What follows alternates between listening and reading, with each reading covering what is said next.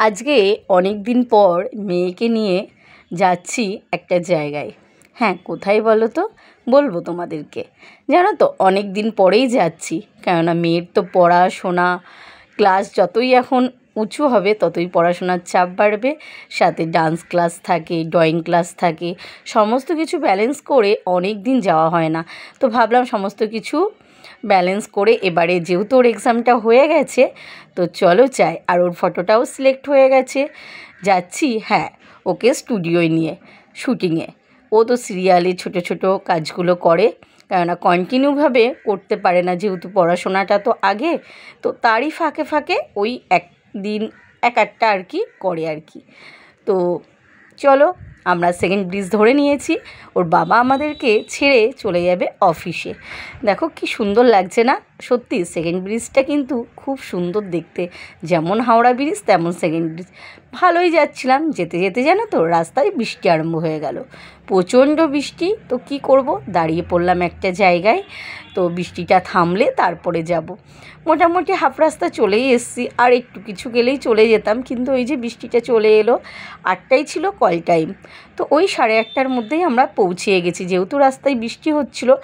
আর এই স্টুডিওটা জানো তো, দাসানি 2। রাস্তাটা ভীষণ খারাপ, আর অনেকটা দূরে এই স্টুডিও। রাস্তাটা এত খারাপ, মানে আসতেই অনেকটা সময় লেগে গেল। তার মধ্যে বাইক হয়ে গেছিলো খারাপ রাস্তার মাঝখানে। তারপরে টোটো করে মা মেয়ে চলে এলাম। ওর বাবা পরে আর কি যখন প্যাক আপ হয়ে যাবে অফিস করে নিতে আসবে, তার মধ্যেও আবার গাড়ি সারাবে। তো চলো তোমাদেরকে একটু স্টুডিওটা ঘুরিয়ে দেখাই। এর আগেও এসেছি এখানে গীতা LLBর শ্যুটিং করতে। এই দেখো, দাসানি 2তে কী সুন্দর একটা গণেশ ঠাকুরের মূর্তি আছে, তোমাদের সাথে আগেও শেয়ার করেছি, তো আবারও শেয়ার করছি।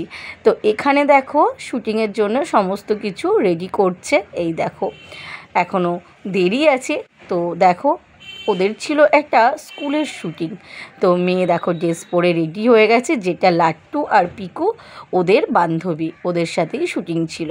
আর দেখো স্টুডিওটা কত বড়। এখানে জানো তো, একটা সিরিয়াল না, এখানে 3-4টে সিরিয়াল চলছিল। তো দেখো ওই যে অমর সঙ্গী বলে আর একটা সিরিয়ালও চলছিল। আর শ্যুটিংয়ে গেলেই তো সারার চেনা বান্ধবী পেয়ে যায়, আর যারা অচেনা ওর 2 মিনিটও লাগে না তাদের সাথে বন্ধু করতে। আর এই অভিনেত্রীকে তো তোমরা সবাই চেনো, যে প্রিন্সিপাল হয়েছে পরশুরামের সিরিয়ালে। তারপরে দেখো একটু চা নিয়ে নিলাম। হ্যাঁ, ওখানে যেন তো চা একদম অ্যাভেলেবেল থাকে। আর এখানে দেখো সারার সাথে একটু ছবি তুলে নিচ্ছিলাম।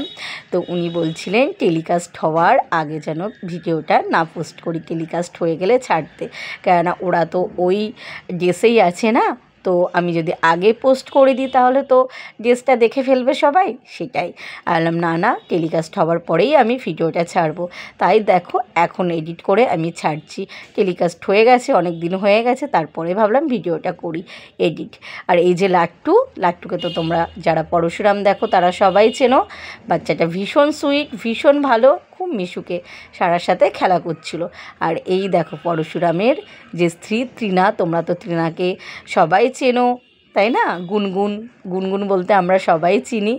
তো দেখো তৃণা ওখানে শ্যুটিং চলছিল। তারপরে অনেকটা সময় হয়ে গেছে, সন্ধ্যে 6টা 6:30 করে প্যাক আপ হয়ে গেল। আর এই দেখো সারার পেছনে যে লাল ব্যাগটা দেখছো, জানো তো সারা ওই ব্যাগটা পরশুরামের সেটে ফেলে এসেছিলো, মনে ছিল না। আমি ভাবছি ব্যাগের ভেতরে আছে, ও যে কখন ওর বাবার থেকে বের করে নিয়েছে আর ভুলে গেছে ওখানেই ফেলে এসছে। যাই হোক, তোমাদের ভিডিওটা কেমন লাগলো জানিও, পরের ভিডিওতে দেখা হচ্ছে।